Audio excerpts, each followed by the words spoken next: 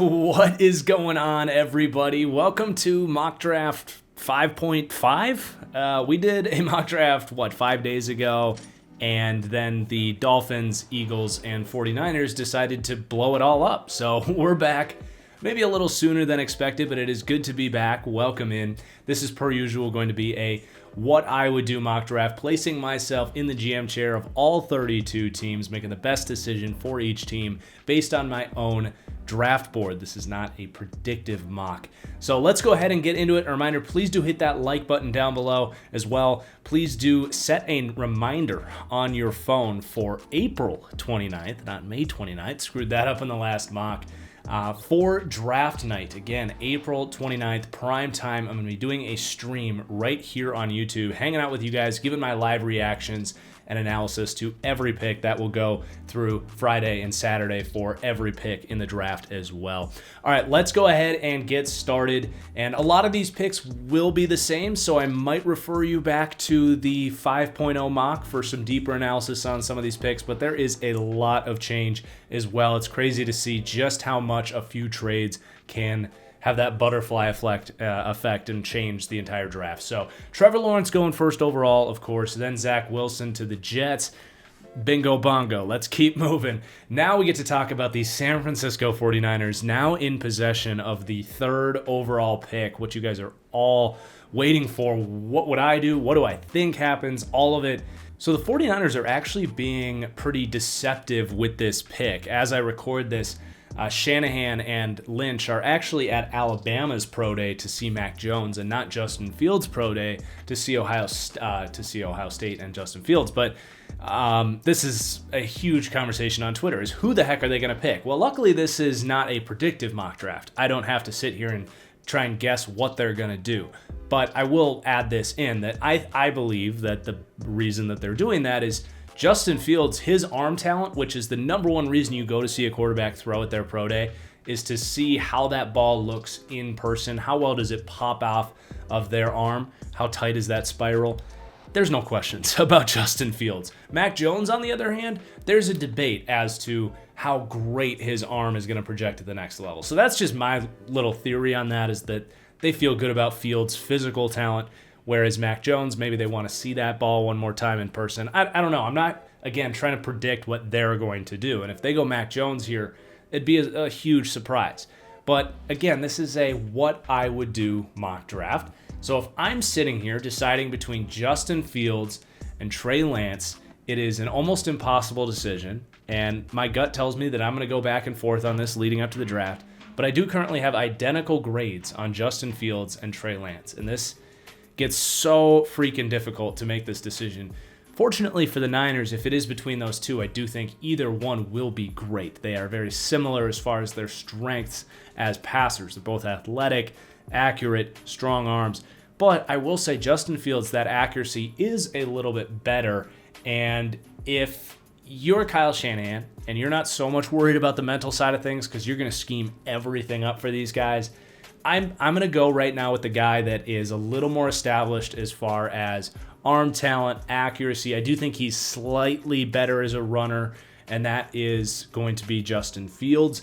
But again, if you were to take Trey Lance here, I have absolutely no objections to that. Again, I have the exact same grade right now, 6.51 on both players. So it's a super fun debate, and I just think either Fields or Lance, it's going to be a great move for the Niners to come up and do this. Now, if they take Mac Jones, well, we'll end up analyzing that if it happens. I think that's pretty unlikely, but crazier things have happened. So then we've got the Atlanta Falcons at number 4, and this again gets really difficult with the Niners coming up for Justin Fields. So I do kind of like Trey Lance here for them, but like we talked about in the last mock with the reworking of Matt Ryan's contract, it doesn't make a ton of sense to go in for a quarterback right now. They're kind of stuck there with Matt Ryan, and I think that they really want to try and win with this window that they have.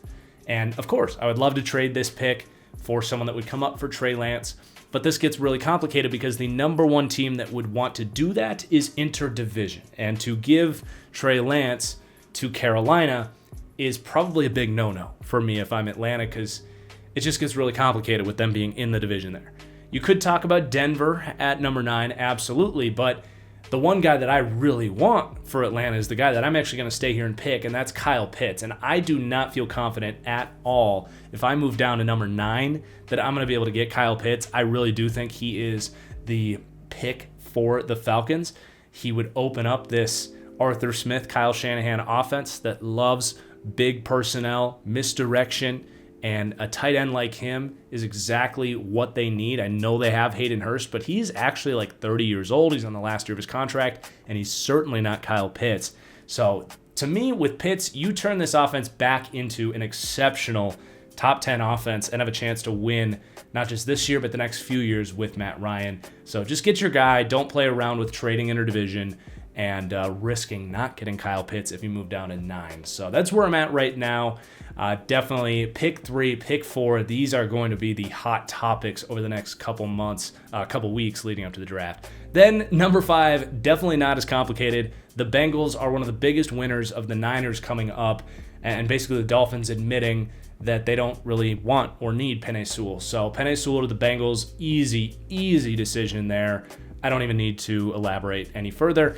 Then the Miami Dolphins at number 6 after they conceded Penei Sewell, and then coming back up from 12 to 6. It's an interesting move there because I think the value at 12 is comparable to what you're getting here at 6. And I'm going to take Jamar Chase here for this team. I do think he is kind of the missing piece for this receiving game. You got your perimeter players with Fuller and Parker.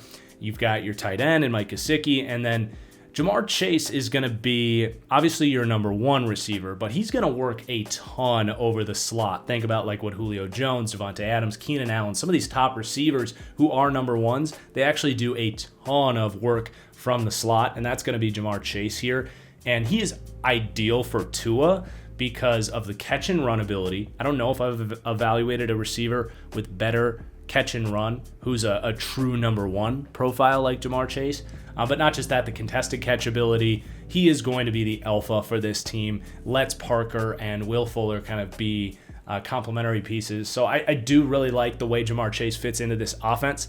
And my guess is that is who they came up here to 6 to target. And then number 7, the Detroit Lions.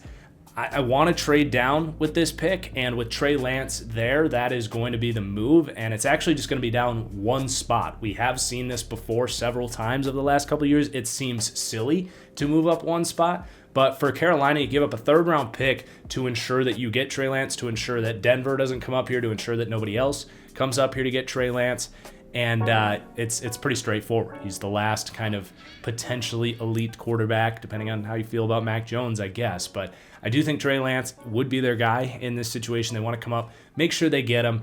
And David Tepper's been very clear about wanting to get that quarterback this year. So that's pretty straightforward. So then with the 8th pick, after Detroit moved down just a spot, I went with Patrick Surtain in the 5.0 mock and had some back and forth with Lions fans, and they didn't really like the pick and made some decent points about how, yeah, they could maybe upgrade at corner, but they have some pieces and they really need receivers. So I do get it. It's not that I would totally not take Patrick Surtain here. I still think it'd be a great pick for Detroit, but I do understand some of the thinking. For that reason, we're going to go with Jalen Waddle, who is just as good of a pick, maybe a slightly more valuable position there with wide receiver as well. So we will go with Jalen Waddle at pick number 8 there for Detroit. And then number 9, the Denver Broncos.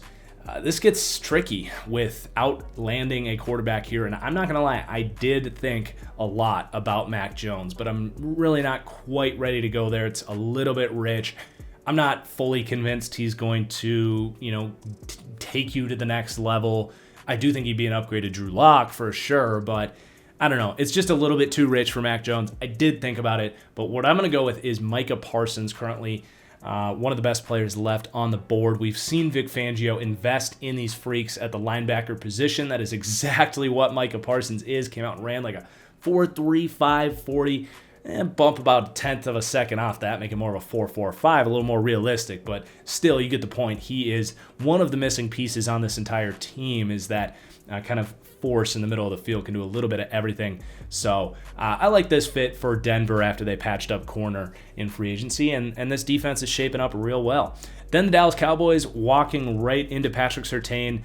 I love Patrick Surtain, and I think he's a great scheme fit here for Dallas. Easy pick. Rush this one up to the podium without wasting any time.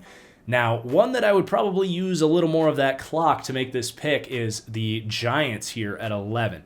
They filled wide receiver in free agency. Micah Parsons is off the board that I think would be a phenomenal scheme fit for them. So definitely gets tricky here. I tried to move down, and I just didn't find a trade partner. It takes two to tango, right? And we also know that Dave Gettleman does not like to trade down, but that's irrelevant. This is what I would do mock draft anyway. But I thought long and hard about this pick. And with that gaping hole at right guard, my pick is actually going to be Rashawn Slater. And it's interesting. It's a little rich to draft any guard, which is where I would be playing Rashawn Slater for this team. But he's obviously not just a guard. He's a guy that can play tackle. So it buys you some insurance with both, obviously Matt Peart at right tackle, but also Andrew Thomas, who, as much as I loved him last year, he's far from a sure thing at tackle. I think he'll be okay, but having some insurance there isn't bad. You get a awesome impact at right guard there with Rashawn Slater, who has said openly he's fine playing guard. And this would honestly upgrade the biggest problem for this team, which is the offensive line. So it's not an easy decision to make, but the more I thought about it, the more this pick made sense. And maybe he ends up playing tackle in the future, but year one, he's going to be a guard. Then the Philadelphia Eagles at number 12. I don't get why Eagles fans are so fed up about trading down. I think it makes a ton of sense because you're pretty much, to me, guaranteeing that you either get one of the three receivers, Kyle Pitts, Patrick Surtain, or Micah Parsons. Any of those guys would be massive upgrades to the team, and those are all big needs. And the guy that's still sitting there is Devontae Smith in this world. You grab him, you rush that pick up to the podium, you grabbed an additional future first-round pick for moving down. As hard as Eagles fans are on Howie Roseman, I thought this was a phenomenal move for them to move down in the draft, where they're, to me, going to be picking pretty much from the same crop of talent that they would be at number 6. So then we've got the LA Chargers at 13, Christian Darrisaw. Very straightforward. That left tackle's a gaping need. Let's move on. Minnesota at 14. I keep trading down with this team because it makes too much sense. No second-round pick. They love to rack up draft picks here in Minnesota, and their number one need is a guard, which 14 is a little bit too early to go. So moving down, and the team that's going to come up is going to be moving up for that quarterback, Mac Jones, the Washington football team. I do think either them or the Bears are the spots for Mac Jones, assuming the Niners don't go with Mac at number 3. He could sneak into the top 10 in real life, but for me, this is the sweet spot for Mac Jones. Minnesota letting him, getting that value to trade down, and Mac Jones to the football team. We've talked about this in plenty of previous mocks of why this makes sense, so I love this move. For the football team, you give up a third-round pick. They actually have 2 third-round picks, so it's not that big of a deal, and a 5th-round pick to the Vikings. Then the New England Patriots at 15. It's going to be a different pick here. And without the ability to trade down, I didn't see any trade down partners in this situation. This is definitely too rich to take Rondale Moore, which I do think is a great spot for Rondale Moore as New England. I've talked about that in the past. But sitting here at 15, I do want to make sure I get plenty of value and not reach too hard. And that's going to be Gregory Rousseau, who is going to be just a menace in this scheme. He would be that sort of bigger-bodied, 4-technique defensive end, which is a super intriguing landing spot for Gregory Rousseau. Massive upgrade to that position where they've got some guys that I don't hate, but honestly, man, him in this scheme is terrifying. This would be just another step towards New England trying to have the number 1 defense in the NFL next year, which I think they already have a chance of doing before getting Gregory Rousseau. But him in this scheme to be that Belichickian defensive end, which are always bigger bodied dudes, man, I'm like shivering just thinking about it. Then the Arizona Cardinals at 16.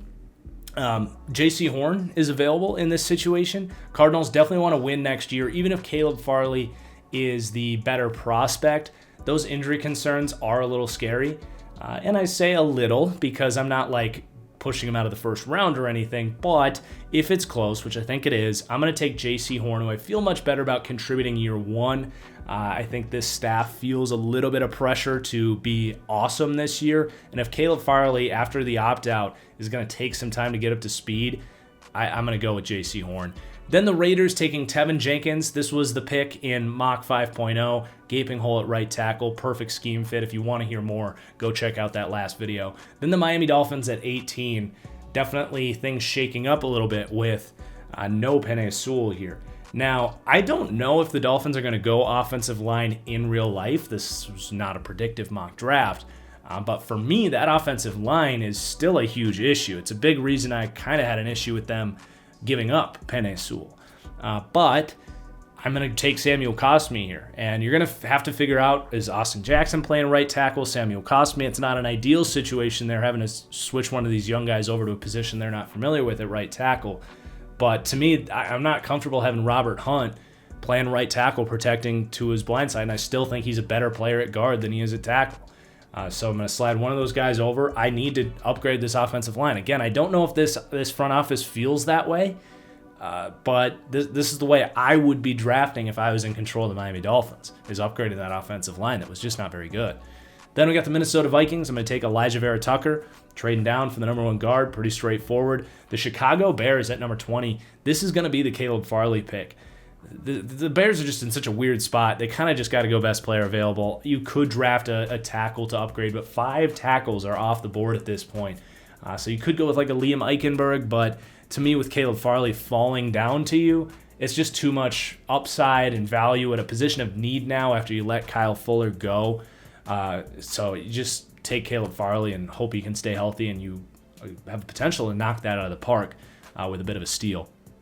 Then the Indianapolis Colts at number 21. Same pick here, Liam Eichenberg. That left tackle spot is a blatant, black eye for this team right now. They got to get a left tackle after the retirement of their guy last year. Then Tennessee at 22. So they traded up for Jalen Waddle in last mock draft. Not an option this time around. But I am still going to go with a receiver in Rashad Bateman.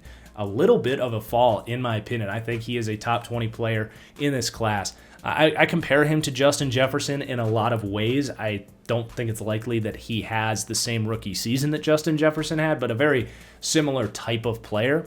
So you plug him right in where Corey Davis was, and pretty straightforward. Same scheme, even, that Justin Jefferson had so much success in. Then we've got the New York Jets sticking with Creed Humphrey here, upgrading that offensive line. Then the Pittsburgh Steelers at pick number 24, Najee Harris. Again, both this pick and the Jets pick, go visit Mock Draft 5.0 to see my analysis of those picks if you want to hear more. Then the Jacksonville Jaguars at 25. So the Jags have a lot of different directions to go. They did bring in Marvin Jones in free agency, so the receiver's not a huge need. Tackle is a situation they could upgrade. But again, 6 tackles now off the board. So at 25, are you drafting the 7th best tackle here? Maybe not. And I actually found a trade that gets me really excited. I'm curious to hear what you guys think of this. But the Jacksonville Jaguars trading down with the New York Giants. So you're going back to the 42nd pick in the second round. You're going to get a second rounder next year. And as a throw-in, we're actually going to get Nate Solder, who the Giants just don't have much need for at this point. So Nate Solder is going to give you some security at tackle, some veteran security. And you're going to move down, and in my opinion, be picking from a similar crop of talent at tackle and receiver as we would be taking here at 25 anyway. So I'm definitely curious to hear Jags fans' thoughts on this trade. I really like it. But for the Giants, we're going to come up and take Kwity Paye, who I was actually thinking about drafting at number 11, which was just a little bit too early for me. But that edge position is definitely the biggest place that they can upgrade, especially on that defense. And I love the way he fits as a guy that can stunt next to Leonard Williams. I'll plug this right now. I did a film room on him on my Patreon where I do my prospect breakdowns if you want to go check that out. But his quickness, that 3-cone that he runs, it really shows up when Michigan did stunts with him. The Giants do a lot of that stuff. So even if it's as a 3-4 outside linebacker, which kind of a hot take, I actually prefer him as a 3-4 outside linebacker, which is another thing I talked about in that film breakdown. But I love this fit for the Giants. Kwity Paye, I thought about taking him at 11, but to come up, give up a future second and a tackle that you're probably not going to have much use for anyway is a slam dunk move up for the Giants. We've seen them come up for DeAndre Baker in the past as well. Then the Cleveland Browns at 26. We took Gregory Rousseau last time, but he's off the board. We're going to grab Jeremiah Owusu Karamoa. I think I got it right this time. We'll see. But plug him right in there at linebacker. Upgrade that coverage unit. Pretty easy pick there for Cleveland.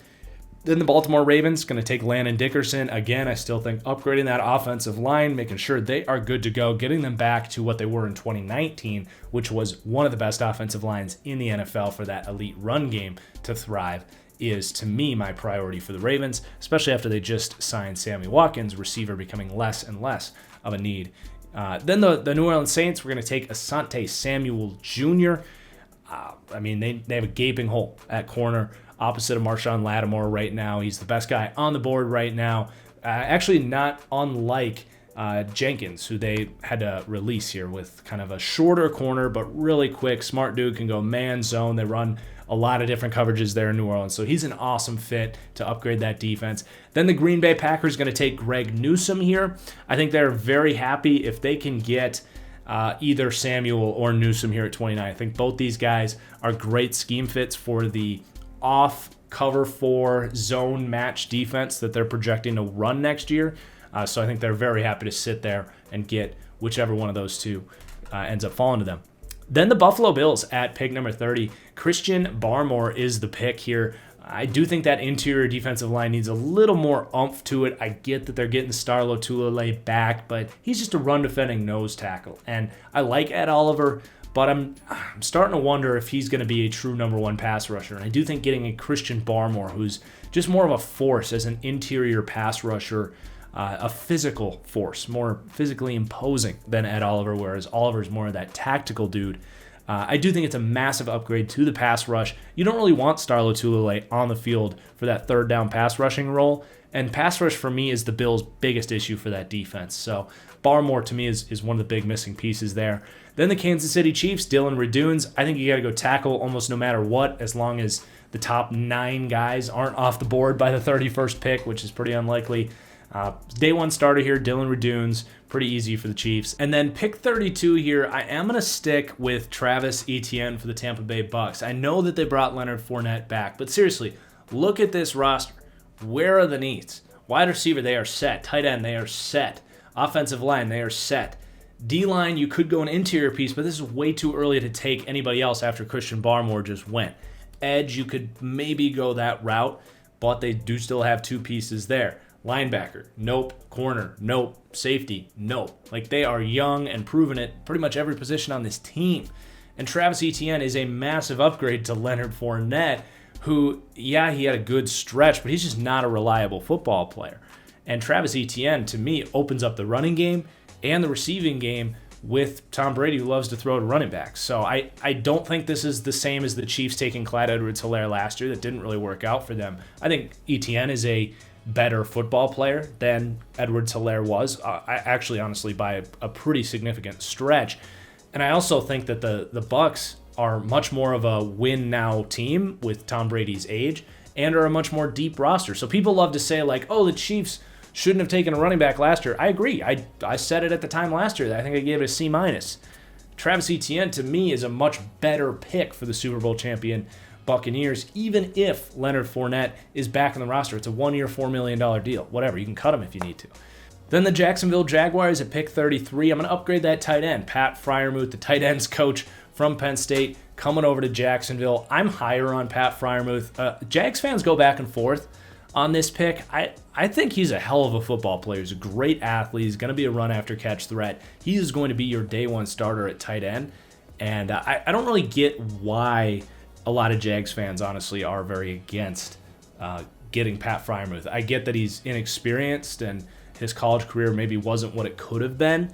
But as a projection, I think he projects very similarly to Mark Andrews coming out of Oklahoma, who's a pretty decent football player.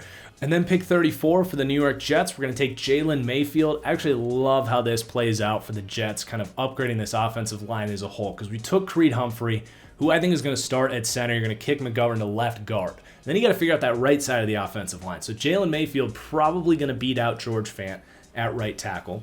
And then you have him to compete at right guard, George Fant or Jalen Mayfield. I think this is going to upgrade the right side of the line, kind of almost upgrading 2 positions by potentially sliding either Mayfield or Fant into right guard while you upgrade right tackle in the process. So I love how this plays out for the Jets. You got your quarterback, you got Corey Davis in free agency. You hope Mims takes a step up in year 2, and then that offensive line I think is looking much better after using a couple high picks on that position.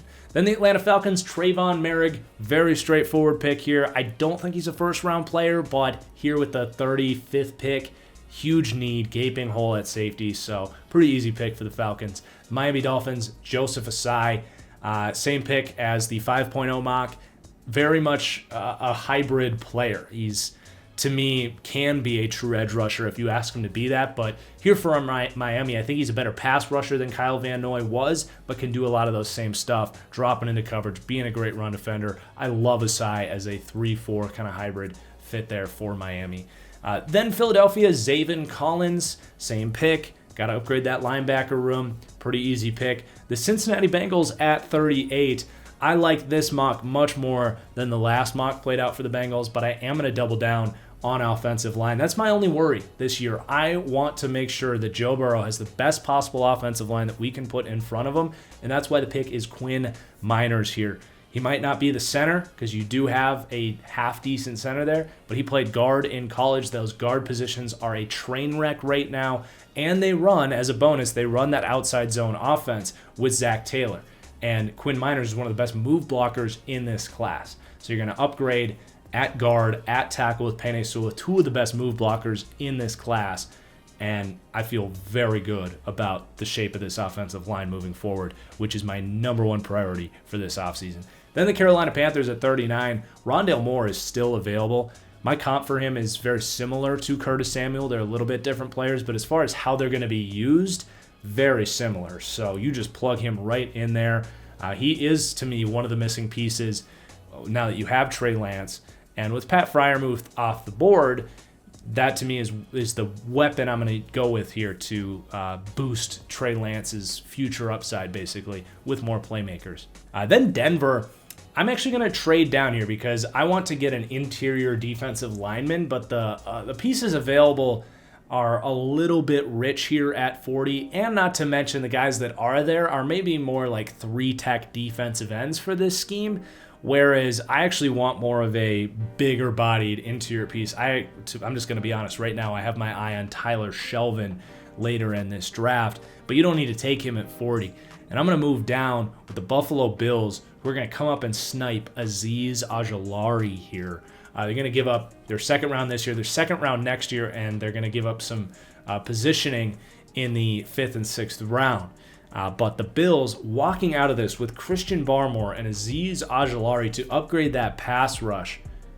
Look out, what a draft for the Buffalo Bills. Then the Detroit Lions going to take Nick Bolton, best available linebacker. He has time to, get groomed and grow there, as they're not a win-now team. I don't think he's going to be a phenomenal day 1 player. We've seen a lot of these really athletic linebackers take some time to get up to speed at the next level. I think very similarly with Nick Bolton, but a great pick for Detroit to increase the future upside of that defense. Then the Jacksonville Jaguars, after trading down with the Giants, going to go safety, Javon Holland. I don't know exactly what kind of defense they're going to run, but it seems to me they're going to want more of these hybrid safeties, and that to me is Javon Holland. So next best available safety, pretty easy pick there. He's going to be technically your free safety next to Jenkins there. Then the San Francisco 49ers with this second pick. It's going to be Paulson Adebo. That corner spot is still a huge need. He's just right down the street from Stanford. I actually really like Paulson Adebo. I think he's on this long list of COVID opt-out players that people are just forgetting about. He's a hell of a football player. He had great testing numbers. He's a great scheme fit here for San Francisco as well. So that was a very easy pick to make. Then the Dallas Cowboys. With safety getting filled a little bit in free agency here, it opens this up a little bit. And I'm going to take Levi Onwuzurike to continue to develop and boost that interior defensive line that has been an issue for that team. And then the Jacksonville Jaguars. Going to take Terrace Marshall. Wide receiver is still a need for this team. I get that they signed Marvin Jones, but he is a Band-Aid. And the beauty here is Terrace Marshall probably isn't a great day 1 starter. He just doesn't have a lot of production in college. He's only 20 years old, coming out as a true junior. But you get to put him in there as your 4th receiver, who can learn and grow with Trevor Lawrence. And maybe by year 2, you're able to let Marvin Jones go.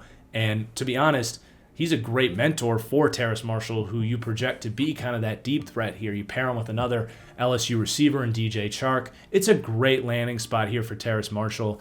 So that was an awesome pick, in my opinion, which is a player you probably were thinking about with that 25th pick, to be honest.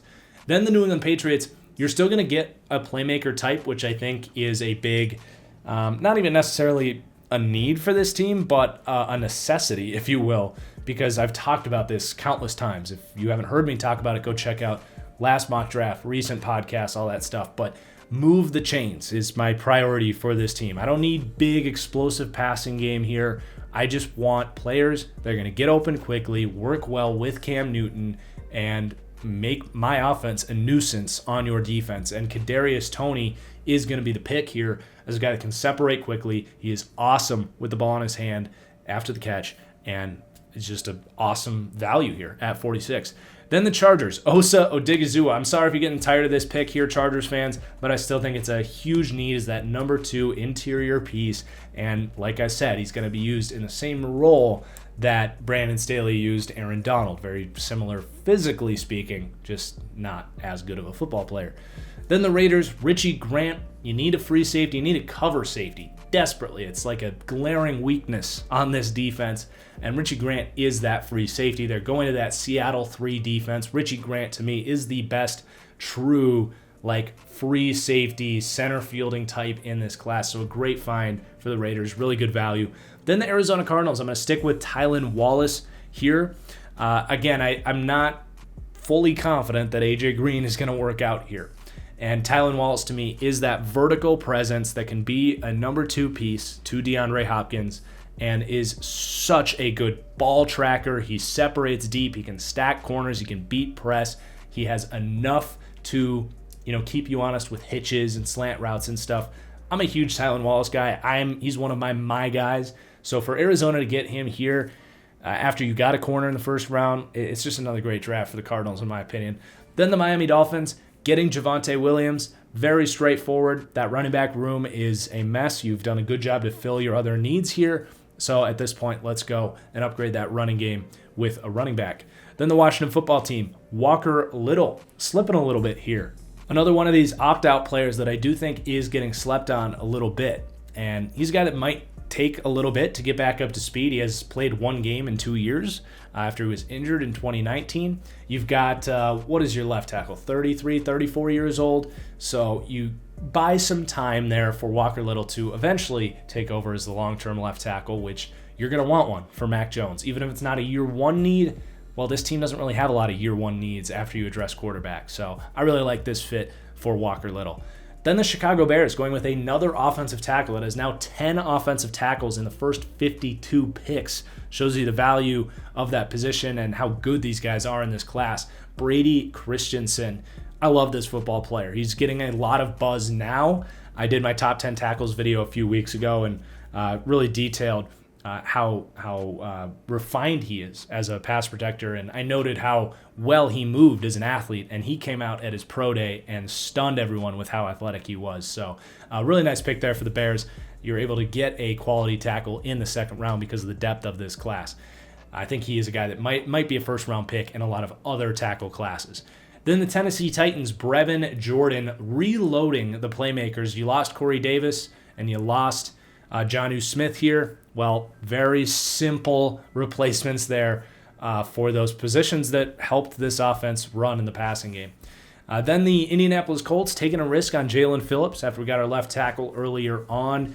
I do think Jalen Phillips falls to the second round. I just think teams are going to be scared of those concussion issues. But for the Colts to kind of take a risk here to get an elite talent on that defense, I think it's worth it because they have plenty of depth and starting caliber players.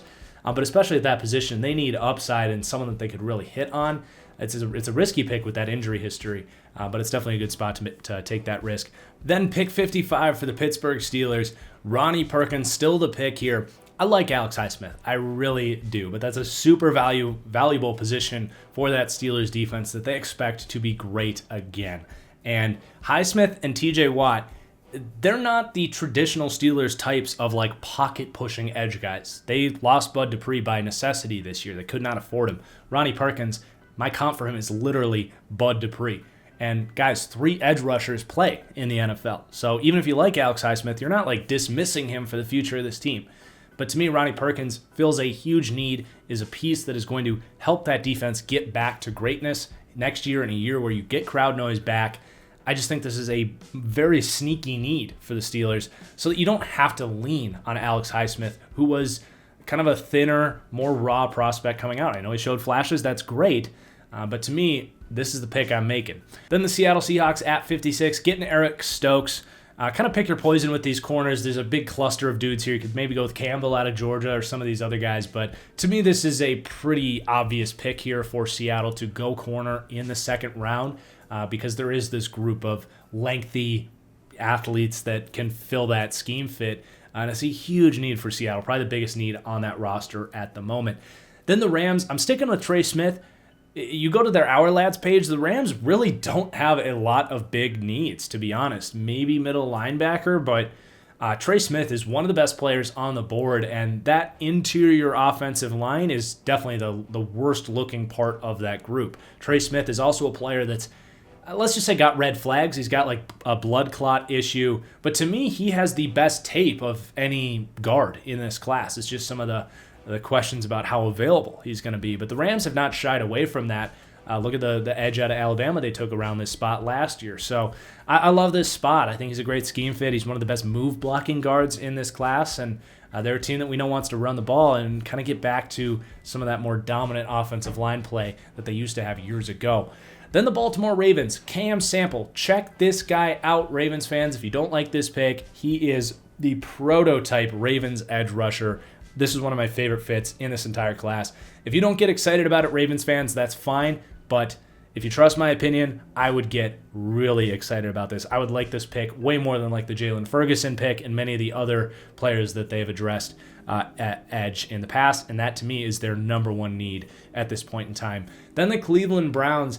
Still going to need an edge rusher here opposite of Myles Garrett. And the day one impact that you're going to get is going to be Carlos Basham to me. Yes, Jason Owe is the guy with the upside, but I don't think the Browns really want to sit around and play around with a guy that couldn't sack the quarterback in his time at Penn State. Carlos Basham is super refined. He's going to step in and start day one opposite of Myles Garrett. He's going to defend the run extremely well in that 4-3 scheme. He's going to be a great plug-and-play counterpart. And to me, Carlos Basham probably is never going to be a true number one because he has a lack of athletic traits. Well, that's great. You got your number one in Myles Garrett. So this is an awesome fit for the Cleveland Browns. Then the New Orleans Saints. I'm going to take Monty Rice. This is a player I have not mocked yet, but I'm very high on Monty Rice when I was watching him relative to the other, day 3 linebackers that show up. He clicked. He popped. Frankly, he looked a lot like Eric Kendricks in coverage. He is willing to thump. He's a good tackler. To me, Georgia underutilized Monty Rice. I was really impressed by his tape, and I walked out of watching him saying, why the hell are more people not talking about this guy as a top 50, top 65 player in this class at a position in linebacker that the Saints need here? So I don't know how Saints fans are going to feel about that one or not, but I love me some Monty Rice, especially on this team to kind of be that replacement for Quan Alexander as a cover linebacker. Then the Denver Broncos, I hinted at this. We're going to take Tyler Shelvin. He is a day one starting nose tackle. He's got really good tape. He is a beast. He actually has pretty good get off for a big dude. He's a guy that's not being discussed too much because he is a nose tackle. He's not a pass rusher. But you've got some really nice defensive end pass rushing pieces in Shelby Harris and Draymond Jones. And to me, in base defenses, this is a huge missing piece for this defense. You added that piece, and now you added Micah Parsons in the first round. The Broncos could be the top 3 defense next year with Vic Fangio, who's a phenomenal defensive coach. So look out for that Denver defense to have a revival. Then the Green Bay Packers, Jalen Darden. I love this fit. He can be a gimmick playmaker for a creative play caller. in Matt LaFleur. But beyond that, he's going to be a quick separator. He can line up in the slot, get open immediately for Aaron Rodgers, be a run after the catch threat, but he can be a sneaky deep threat as well. I don't think we have a 40 time on him yet, but I think he's got 4.4 speed. I think he can get vertical deep.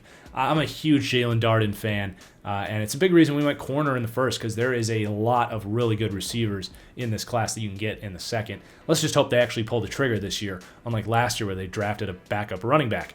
Then the Kansas City Chiefs, Tutu Atwell. Wide receiver is a sneaky need for the Chiefs. You have Tyreek Hill, obviously. You've got your tight ends, but after that, Mecole Hardman did not really take that step up in year 2. He's not a guy that you really want to lean on to be your number 2 receiver. And I don't know if Tutu Atwell is going to be that guy either, but we know that this is the type of receiver that the Chiefs value. And good luck trying to run with Tyreek Hill, Tutu Atwell, and Mecole Hardman. I really like Tutu Atwell. Maybe you think about like a Diami Brown to be a little more sure-handed type of dude.